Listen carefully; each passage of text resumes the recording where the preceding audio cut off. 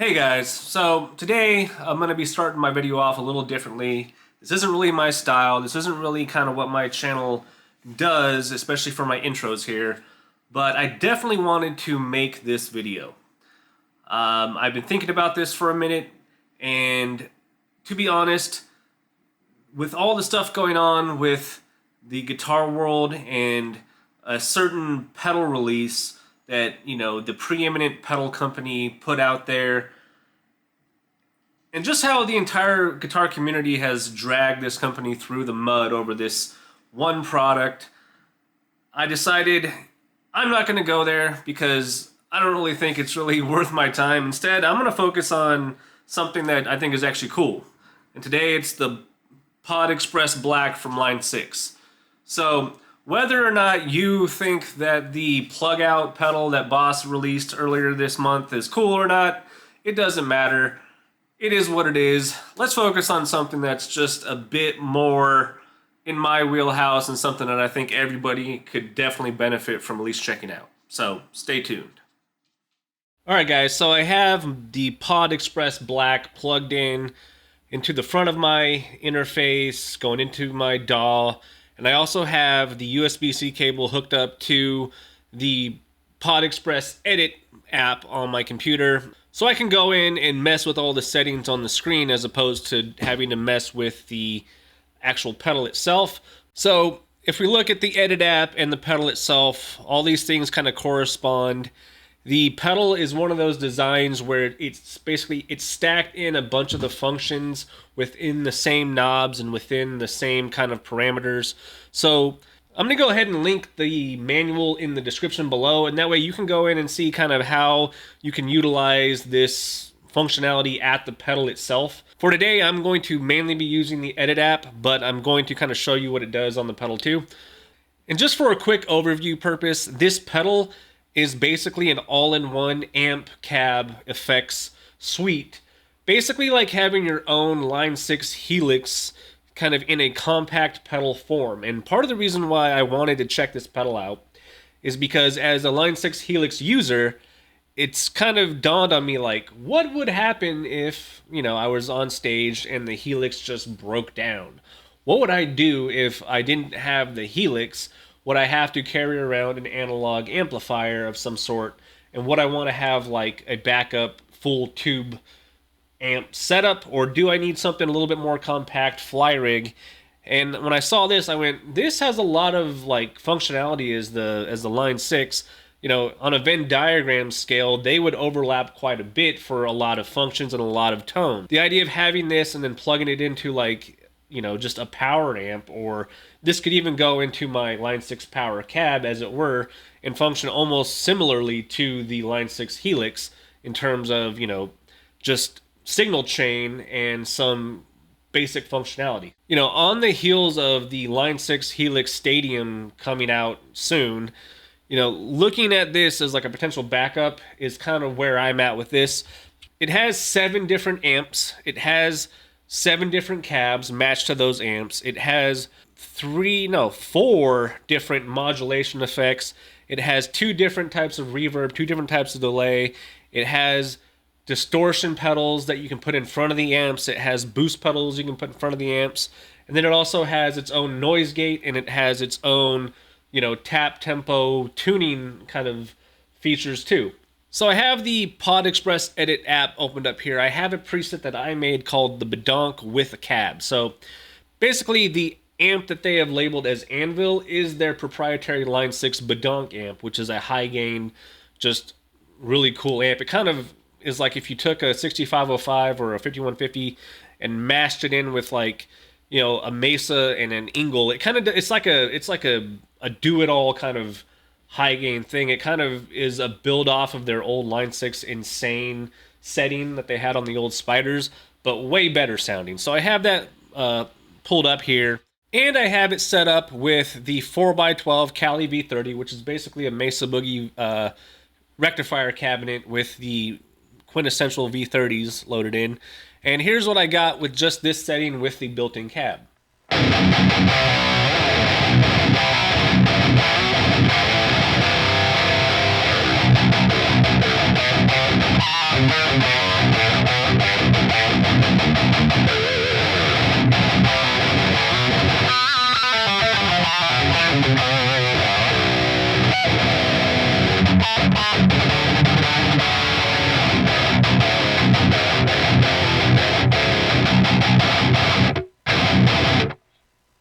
And so if I go ahead and I cycle through some of the other cabs, the XXL V30 cab is basically the Engel extra large 4x12 with the V30s. Load that up.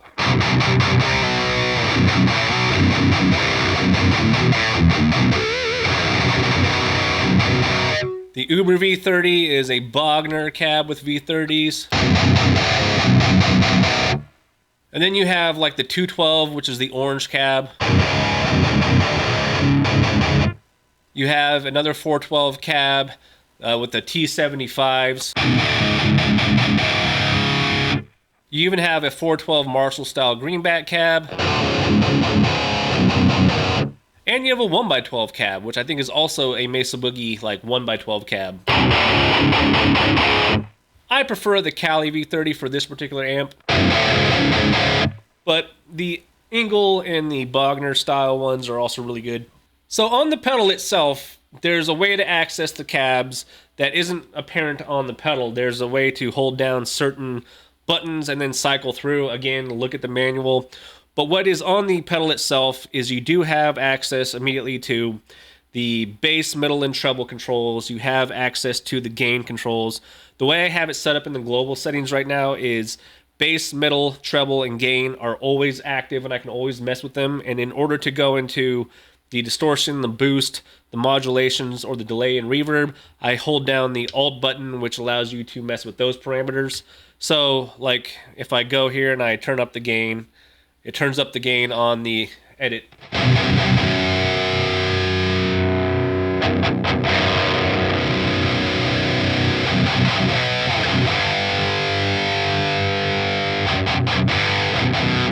Pretty cool. If, you know, the mids.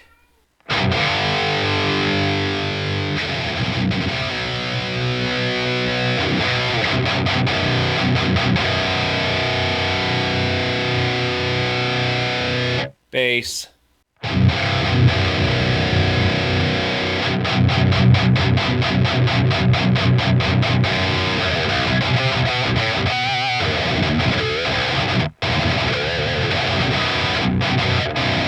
Treble.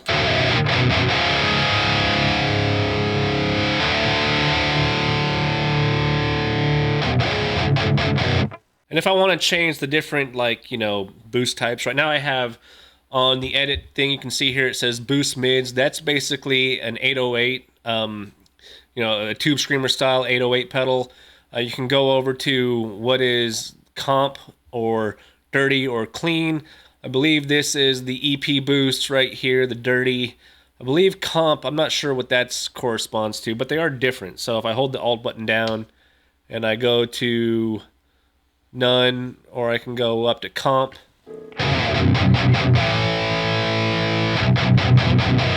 And in the edit, there's all these parameters that you can mess with. So this is where you're going to get the most functionality out of this pedal, is by going into the edit app and setting all these parameters. I'm wondering if you mess with, yeah, if you turn it up, like as you go up towards the top end on the pedal, it changes the level and the threshold of the compression parameters. I think some of that's actually modifiable in the settings here. I don't know. If you go to mids, you're back to the 808, and then that turns up the gain and it brings down the level. So as you go up on the pedal, you're going to get more gain and less output. So it's going to become dirtier and less boosted. But right at the beginning, it's going to be kind of more like a regular tube screamer. Tone up. I always put the tone up. Level. Gain can be at like 1, sure. Level, we'll go all the way up, and then tone. And if I go to like the EP boost, and it's just, yeah, it's just one knob, drive up.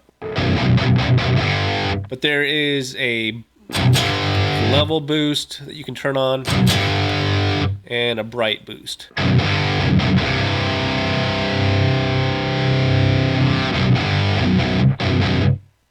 And then if I go to the next boost type, clean boost, it basically is just a single knob clean boost.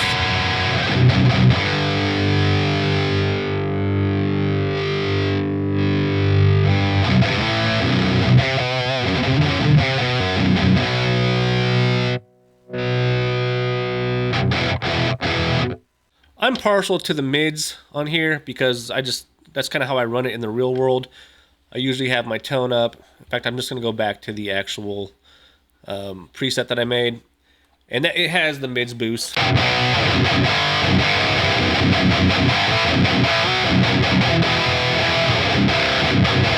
Noise gates up here, you can mess with that as you need to.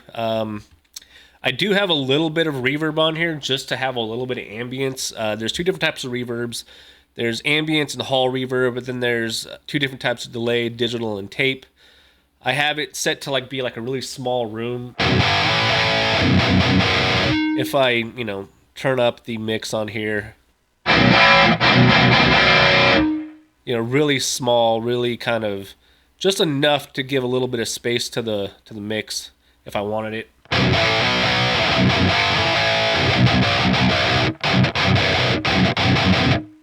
Now, if I go to other amp types, if I go to the Pure, this is basically the clean channel on a PRS Archon.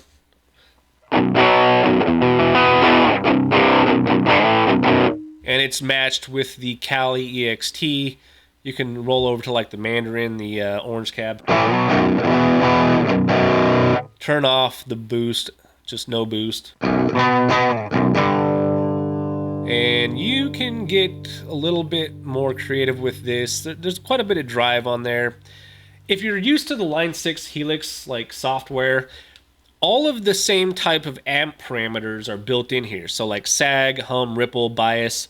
So bias is all the way up, bias X, depth. There's a bright switch here for this particular amp. All these power amp section kind of little tweaks are there, and that's kind of cool. For this particular amp model, let's see. Definitely like the bright up there. Probably a little bit more of that, a little more depth. A little less drive. Channel volume up, master kind of back a little bit, maybe less sag. Bias doesn't need to be up that high. I don't know, let's see what that sounds like. Yeah, so that's the clean channel on this particular model. If you go to the regular Pod Express pedal, it's going to have a lot more clean crunch options. The black version is very much geared towards heavy metal, hard rock kind of stuff. So if you go beyond the Pure, everything else is a high gain amp. If you go to the Dirge, you're at a Sun Model T. This is going to give you kind of a big, woolly, doomy sound in terms of gain. The crux is the orange rock reverb. The anvil is your Badonk. Then the sleigh, this is the Archon, but this is the Archon dirty channel.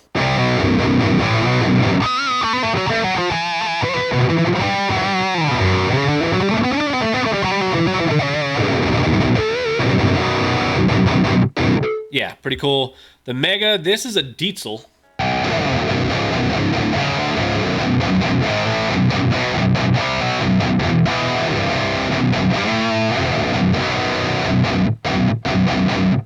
Paired up with the Uber cab, it makes sense. And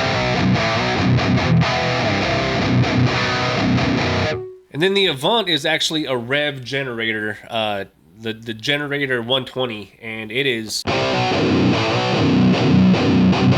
Pair it with the greenbacks. I'm not sure if I'm totally into that. I think I like it with the Engel cab. Yeah.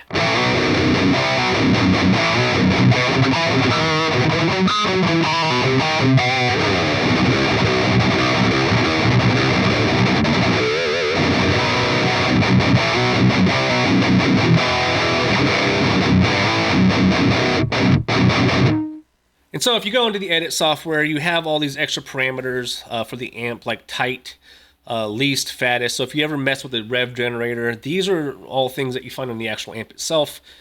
These parameters, I'm not certain that those types of things can get got at just with the pedal, but you can definitely get into resonance, presence, and then like the master control just with the pedal. So my recommendation is to go into the edit, set up your pedal, the tones how you like them, And then just, you know, if you need to tweak parameters on the stage, make sure they're only the parameters like bass, middle, just, you know, treble, distortion, gain, presence, master. I mean, the things that are normal that you mess with on an amp.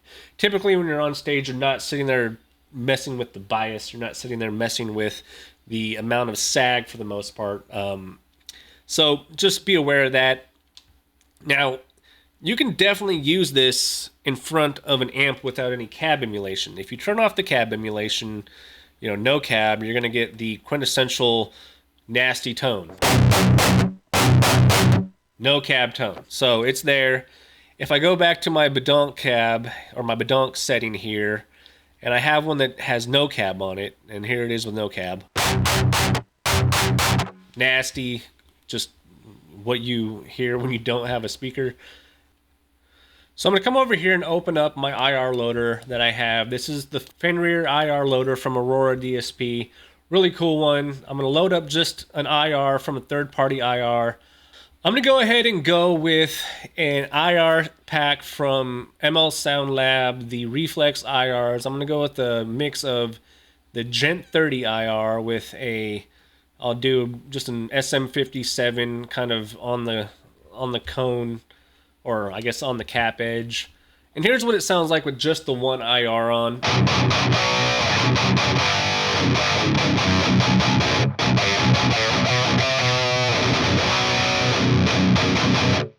And I like to blend IRs, and you can blend two different IRs with the Fenrir. I'm gonna go up and I'm gonna blend in, I'll do the DV77 with a ribbon mic, like a 121 ribbon mic.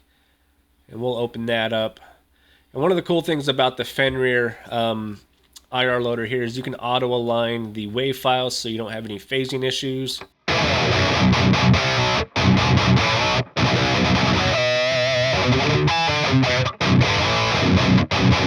If I go all the way over to the V30,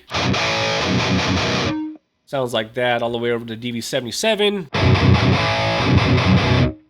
Bit more bass, that's why I like the ribbon mic, but I like to go a little bit more towards the V30 on this one.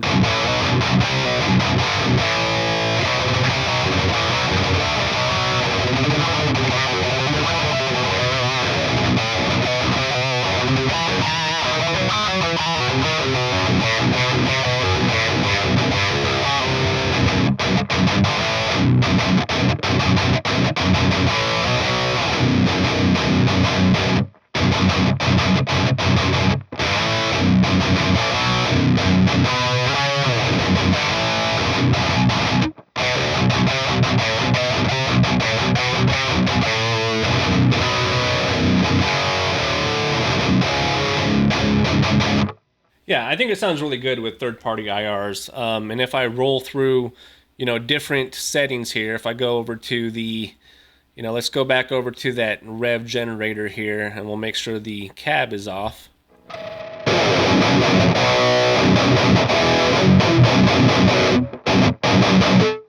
Obviously, I could afford to do a little bit more tweaking with that. That seems a little loud on the channel volume, master down maybe. A little more presence on that.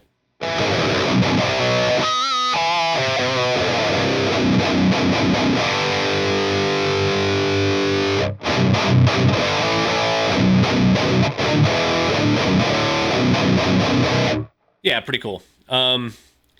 Yeah, so, you know, even roll over to like the good old rock reverb.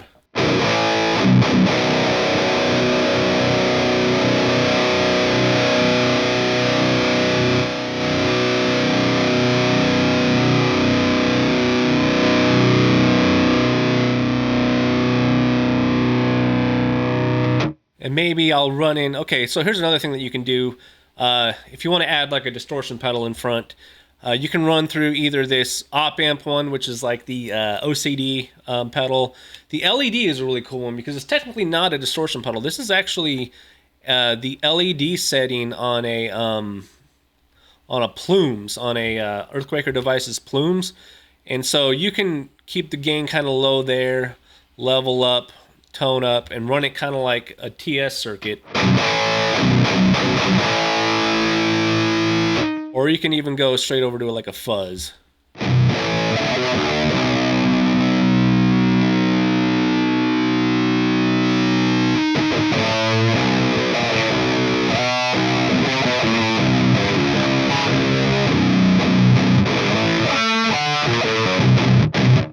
Sounds pretty cool.